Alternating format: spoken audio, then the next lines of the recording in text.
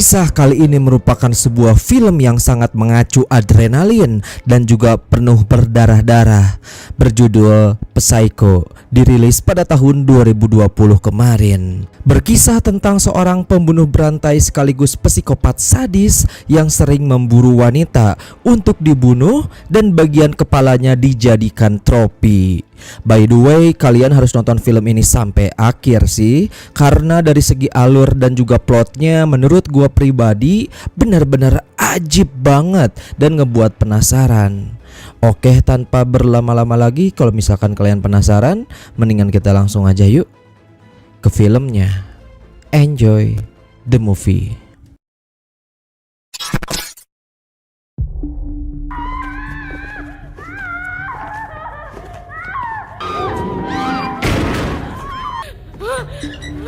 Film bermula ketika pada suatu malam, sepasang orang tua melaporkan bahwa putri mereka telah menghilang.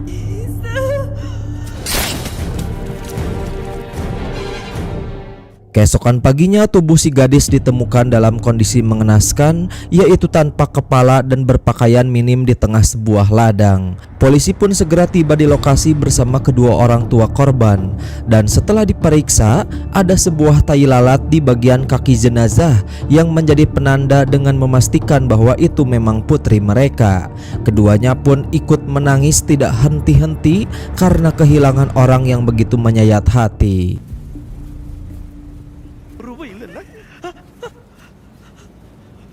Di tempat lain, Gautam, seorang pria buta yang berasal dari keluarga kaya, menjalani hidupnya bersama asisten pribadinya yang setia dan juga penuh perhatian. Dia menaruh rasa cinta yang besar terhadap seorang wanita bernama Dagini. Dia berprofesi sebagai seorang penyiar radio.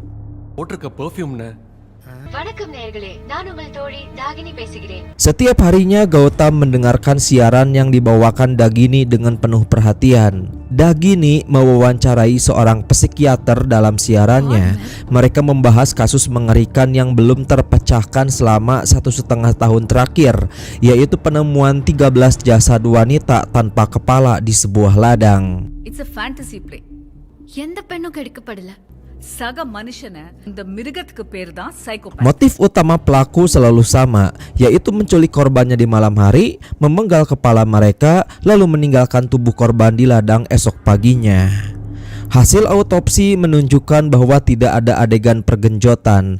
Psikiater itu menjelaskan bahwa pelaku merupakan seorang psikopat yang menganggap kepala para korban sebagai tropi, atau kayak sejenis penghargaan bagi dirinya sendiri lah. Pelaku itu tidak tertarik pada adegan mantap-mantap, melainkan terobsesi pada ketakutan dan teriakan para korban saja.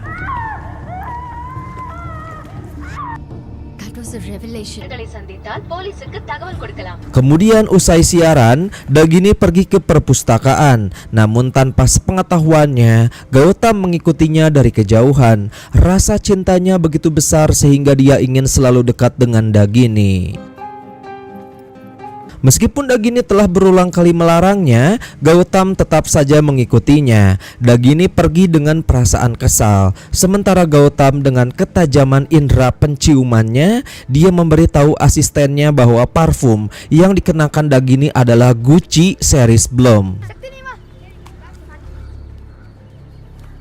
Sementara itu, polisi menemukan petunjuk baru nih guys. Motor milik korban terakhir ditemukan terparkir di dekat lapangan kriket. Korban terakhir terlihat pukul 2:30 sore. Artinya pelaku menculiknya di siang hari bolong. Belakangan diketahui bahwa pelaku mengumpulkan kepala para korban dalam sebuah kotak freezer. Sosok yang tidak terduga itu ternyata adalah seorang CEO dari perusahaan peternakan dan juga properti. Cactus எங்க இருக்கு? அந்த side.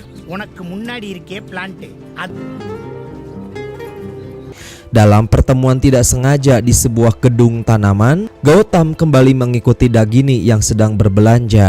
Dia membeli tanaman kaktus dan berdiri di antrian tepat di belakang ayah Dagini. Miss call குடுக்குறாருப்பா பேசுறியா? Mariyatha!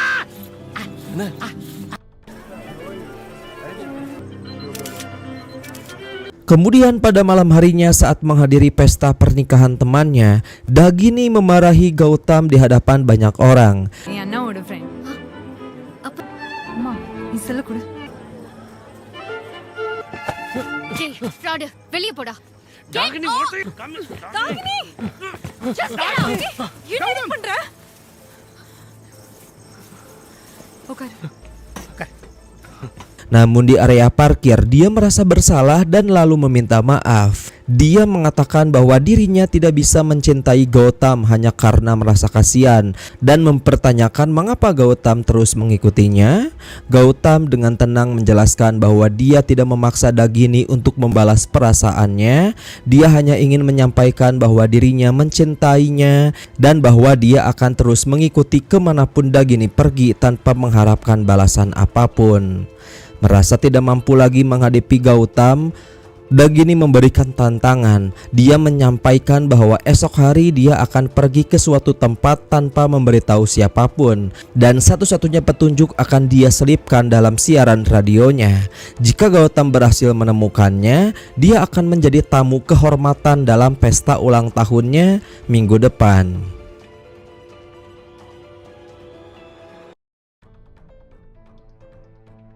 Keesokan paginya Gautam mendengarkan siaran Dagini dengan penuh perhatian. Ketika Dagini menyebutkan nama sebuah stasiun kereta, Gautam yakin itu adalah tempat yang dimaksud.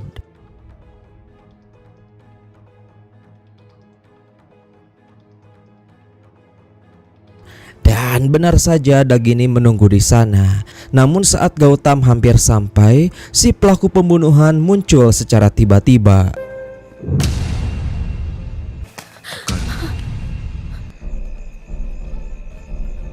Gautam menyadari keberadaan Dagini di dekatnya, namun dia tidak mampu mencegah penculikan itu.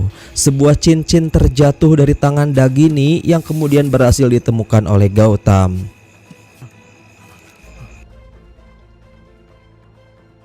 Dia kemudian langsung melapor ke pihak kepolisian. Polisi menyelidiki tempat kejadian perkara. Sementara itu ayah Dagini menangis dan memohon agar putrinya segera ditemukan. Masyarakat mulai khawatir bahwa Dagini akan menjadi korban berikutnya.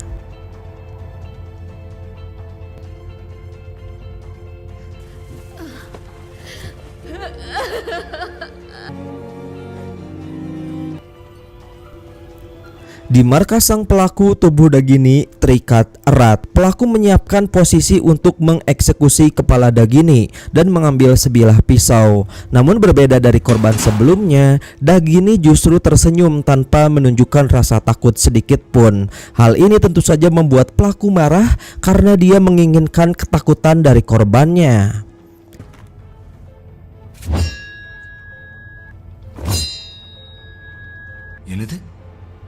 இதுக்கு மேல உன்னால அவன் தான் உன்னை பிடிக்க போறான். Dia bertanya kepada Dagini mengapa dia tidak merasa takut padahal nyawanya dalam berbahaya. Dagini menjawab dengan tenang bahwa dia adalah korban terakhir. Dia percaya bahwa minggu depan di hari ulang tahunnya, Gautam akan datang menghentikan semua kejahatan itu dan membawanya pergi dari tempat mengerikan tersebut. Pelaku merasa marah setelah melihat reaksi Dagini yang tidak menunjukkan rasa takut. Dia mengurungkan niat untuk memenggal kepala Dagini dan memilih pergi untuk mencari korban lain. Di pinggir jalan, dia bertemu dengan seorang PSK bernama Kayal dan langsung membawanya. Saat di dalam perjalanan, Kayal sempat menelepon temannya dengan nada riang. Dia merasa beruntung mendapatkan pelanggan yang tampan, bersih, dan terlihat seperti bintang film.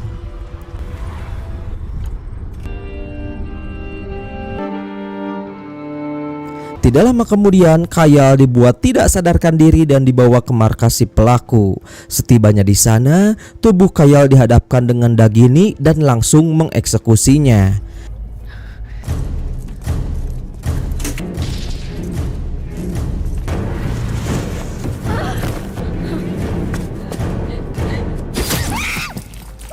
Dengan dingin, pelaku mengambil kepala Kayal dan mengatakan kepada Dagini bahwa dia akan menunggu Gautam datang di hari ulang tahunnya.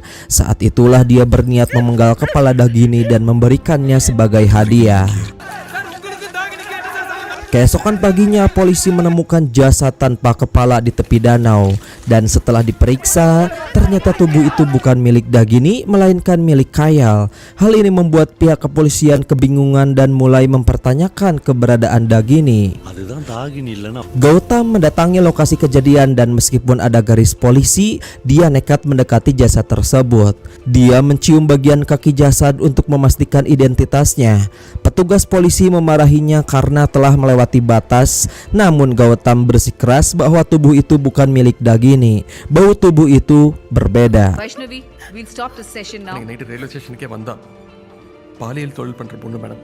Di tengah kebingungan, Gautam bertemu dengan seorang polisi yang ramah. Polisi itu memberitahunya bahwa dia tidak bisa banyak membantu, namun menyarankan agar Gautam mencari seorang mantan penyidik bernama Kamala yang pernah mengusut kasus ini. கேஸ்ல ஹெல்ப் பண்ண முடியாது. Gautam pun segera menuju ke rumah Kamala. Kamala yang kini hidup dengan kursi roda setelah mengalami kecelakaan saat bertugas, lalu menolak permintaan bantuan dari Gautam. இந்த லூஸ் தான் பைத்தியம். யாரோ ஒரு லூஸ்க்காக இந்த லூஸ் வந்து ஹெல்ப் கேக்குது. வசுதா, அவன் என்ன அடிச்சு Sementara itu, keluarga Kayal melakukan kremasi jenazah putri mereka meskipun tanpa kepala. Polisi menginterogasi salah satu teman Kayal yang mengaku bahwa Kayal sempat menghubunginya pada pukul 11 dan mengatakan bahwa dia mendapatkan pelanggan yang tampan dan juga bersih. Dari pengakuan itu, polisi mendapatkan sedikit gambaran pelaku adalah pria tanpa kumis dan jenggot serta mengendarai mobil mewah.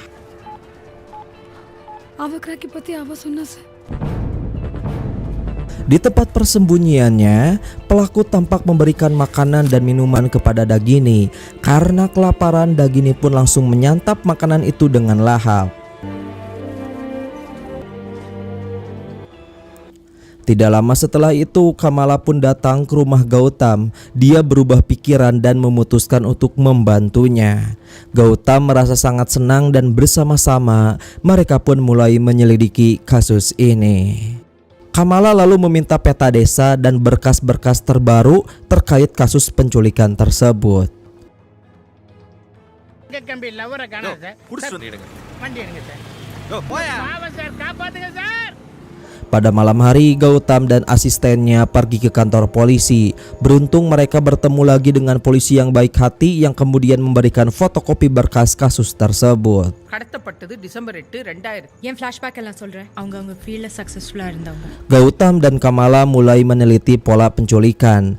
Dari total 14 kasus, mereka menemukan bahwa 3 penculikan terjadi pada siang hari dan memiliki kemiripan. Mereka lalu mengunjungi orang tua korban pertama. Di situ orang tua pertama menunjukkan lokasi terakhir motor korban ditemukan. Di depannya terdapat sebuah tong sampah. Selanjutnya mereka mengunjungi orang tua korban kedua. Sama seperti sebelumnya, mobil korban diparkir di pinggir jalan dan di depannya juga terdapat tong sampah. என் பொண்ணோட வண்டி நின்னுச்சு. Ketika mereka menemui orang tua korban ketiga, pola itu kembali muncul. Di depan kendaraan korban lagi-lagi terdapat tong sampah. Gautam kemudian bertanya kepada ayah korban ketiga mengenai waktu menghilangnya si anak. Ayah itu menjawab bahwa anaknya terakhir terlihat pukul 2:30 sore. Gautam mendengar anak-anak sedang bermain kriket di dekat lokasi. Ia menghampiri mereka dan memberikan coklat sebagai bentuk pendekatan. Setelah mengobrol sebentar, dia bertanya siapa yang biasanya duduk di kursi cadangan di pinggir lapangan. Anak-anak itu menunjuk seorang bocah. Orange cap யார் வாங்கினா? David Warner. Shoot. Shoot Murali. Gautam lalu bertanya kepada bocah itu apakah ia melihat seorang wanita memarkirkan motornya di tepi jalan. Bocah itu menjawab bahwa dia memang melihatnya, bahkan mengingat wanita itu sempat menggendong anak anjing. Dari penuturan itu, Gautam dan Kamala menyimpulkan bahwa pelaku menggunakan anak anjing sebagai umpan. Dia melepaskan anak anjing itu di dekat tong sampah, lalu membiarkannya berlarian ke tengah jalan. Ketika korban berhenti untuk mengambil anjing tersebut, pelaku berpura-pura meminta tolong mengembalikan anjingnya, dan di saat itulah korban disergap dan diculik. அவன் பயங்கரமா கோபப்படுவான். Gautam memutuskan untuk menghubungi sahabat lamanya yang merupakan seorang hacker. Dia meminta bantuan untuk menyebarkan peringatan kepada para wanita agar waspada terhadap modus penculikan dengan umpan seekor anak anjing yang dibiarkan berkeliaran di tengah jalan. Keesokan harinya, peringatan itu pun menjadi viral di Twitter dengan tagar "Catch the Killer". Keesokan paginya, seorang wanita terlihat menghentikan mobilnya setelah melihat anak anjing di tengah jalan. Namun dia tidak memasukkan anak anjing itu ke dalam mobil mengingat peringatan yang beredar. Dari kejauhan, pelaku yang sudah bersiap menculik langsung terlihat murka. Dia nyadar bahwa ini adalah pasti ulah Gautam. Lalu pada malam harinya pelaku memburu sang hacker. Tanpa ragu dia pun menikam tubuh korban sampai meninggoy. Tidak berhenti di situ, dia juga mencari wanita yang sebelumnya menolak mengambil anak anjing tersebut. Wanita itu menjadi korban berikutnya. Tubuhnya dibungkus plastik, dibawa ke markas dan akhirnya dipenggal.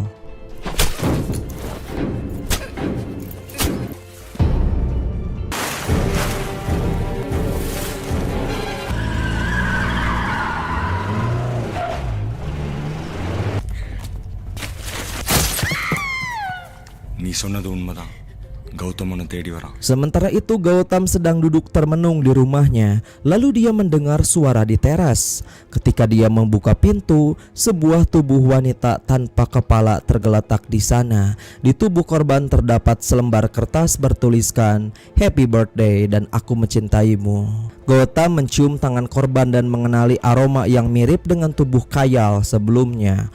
Polisi yang datang kemudian membawa Gautam untuk diinterogasi, namun mereka masih belum menemukan petunjuk apapun. Gautam dengan indera penciumannya yang sangat tajam lalu mendeteksi bau yang sama di tangan dua korban tersebut, yaitu bau khas seekor babi. Untuk memastikan, dia mencium dua ekor babi berwarna hitam dan putih dan akhirnya meyakini bahwa pelaku memiliki peternakan babi. Saat itu pelaku mengganti rantai mengikat Dagini dengan rantai yang lebih panjang, membiarkannya keluar sebentar untuk ke kamar mandi.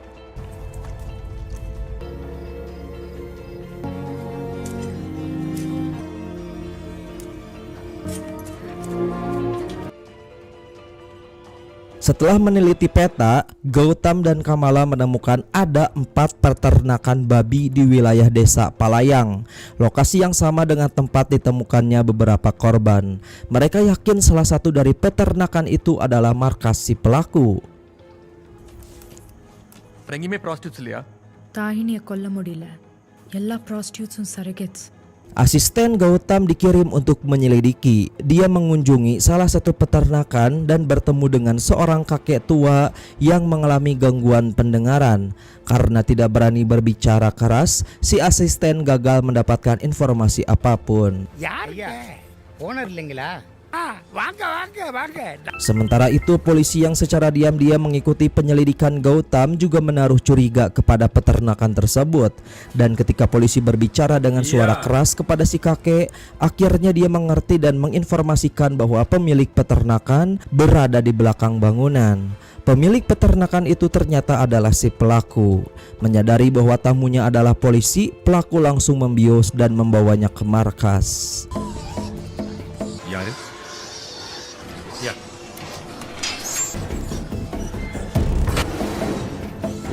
Dalam keadaan terikat, polisi itu sempat menenangkan Dagini, meyakinkan bahwa Gautam mencintainya dan akan datang menyelamatkannya. Sayangnya pelaku segera datang dan tiba-tiba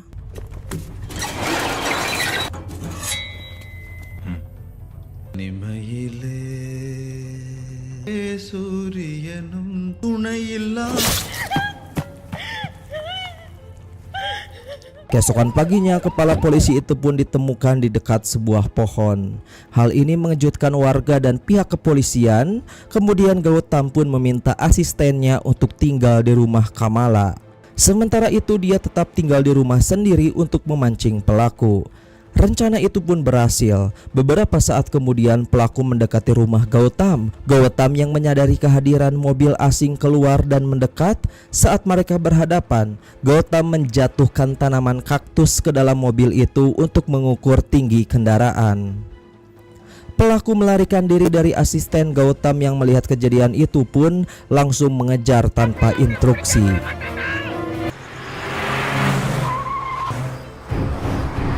Dalam pengejaran tersebut, pelaku berhasil menghentikan kendaraan asisten Gautam dan langsung saja mengeksekusinya.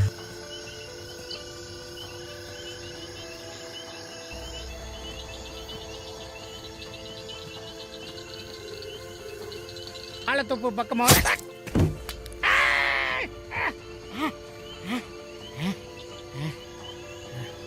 ambil gaurang.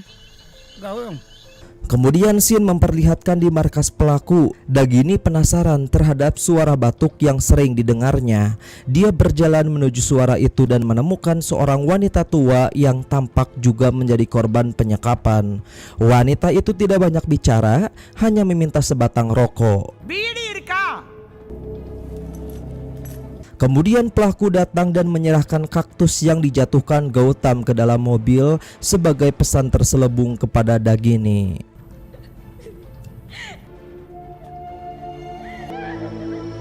Sementara itu, Gautam melihat tubuh asistennya di rumah sakit dan menangis pilu, mengingat bagaimana asistennya itu telah setia merawat dan menemaninya selama ini. இல்ல கமலா, நான் உண்மையதான் சொல்றேன். என் வீட்டுக்கு வந்த என்ன அறிஞ்சு பாய் ஒன்னு தாண்டி ஒழுங்கா இருக்கு. அந்த காலேஜ் ஃபங்க்ஷனுக்கு அவன் வந்திருந்தான். Beberapa hari kemudian menjelang hari yang telah dia rencanakan untuk memenggal kepala Dagini, pelaku bertanya apakah Dagini menginginkan sesuatu. Dengan tenang, Dagini menjawab bahwa dia hanya ingin sebatang rokok. Cigarettes வேணும். Di sisi lain, Gautam dan Kamala kembali melanjutkan penyelidikan. Berdasarkan ukuran kendaraan yang diperoleh dari peristiwa kaktus tadi, mereka mengunjungi showroom mobil mewah. Dari informasi tinggi kendaraan, mereka menyimpulkan bahwa pelaku menggunakan mobil sedan seri kelima.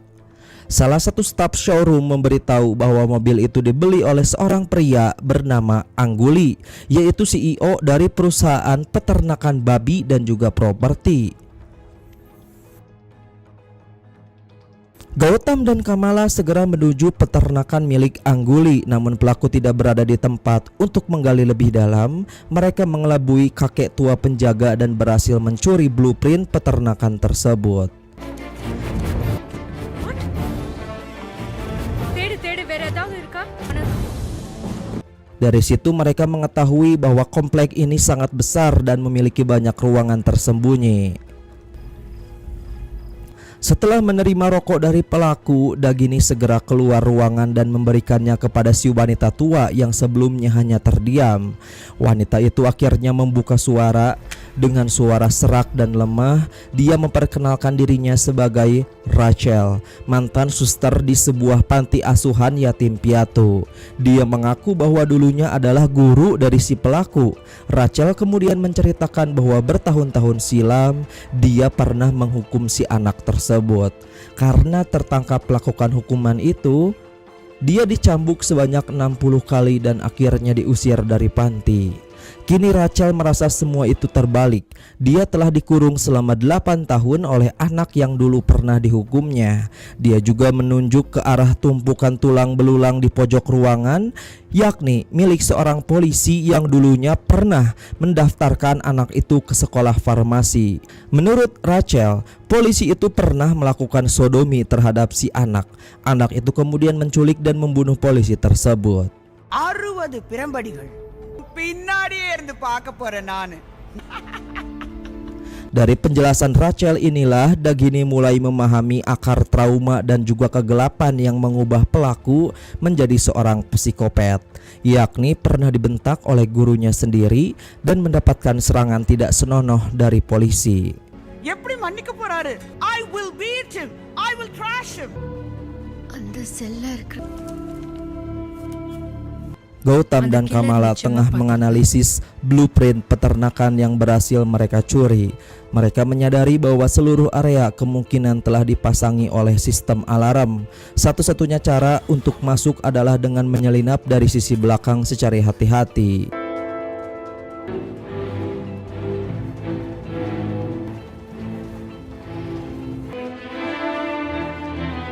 Menjelang tengah malam mereka pun memulai aksi penyusupan, ditemani oleh Kamala yang membimbingnya melalui komunikasi suara.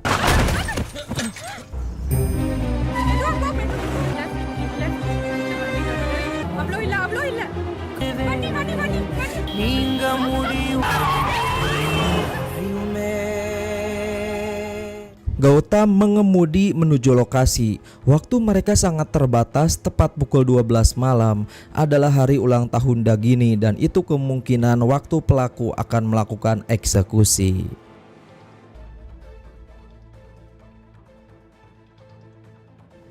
Setibanya di lokasi, Gautam melanjutkan dengan berjalan kaki menelusuri jalan tersembunyi di antara bangunan peternakan.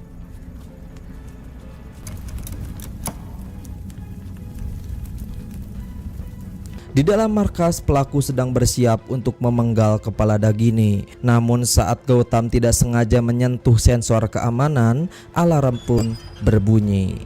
இன்னைக்கு என் birthday. Pelaku murka dan segera meninggalkan Dagini untuk mencari penyusup.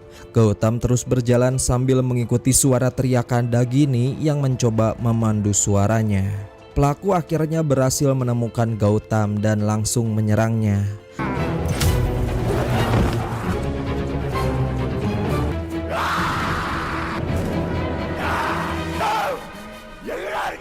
Meskipun terluka, Gautam mampu melawan balik. Dia menyalakan alat kejut listrik dan menyetrum leher pelaku sampai pingsan, lalu memborgol kakinya agar tidak bisa melarikan diri.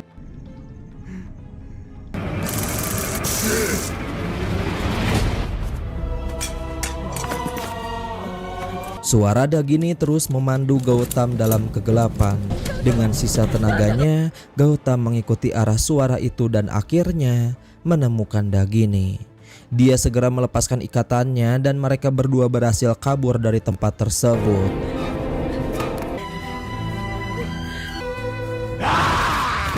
Namun segalanya belum berakhir nih guys. Pelaku sadar bahwa kunci borgol kakinya telah ditelan oleh Rachel. Dalam kemarahan dan putus asa, dia pun membunuh Rachel dan membelah perutnya untuk mengambil kunci itu.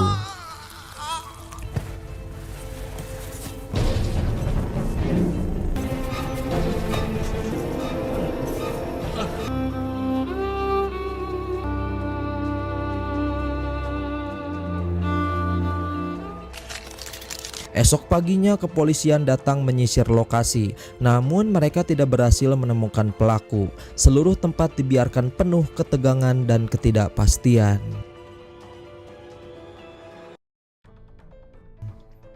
Beberapa waktu kemudian tubuh pelaku ditemukan di dasar jurang. Diketahui dia memilih untuk mengakhiri hidupnya sendiri dengan melompat dari atas bukit. Sampai pada akhirnya film ini pun selesai.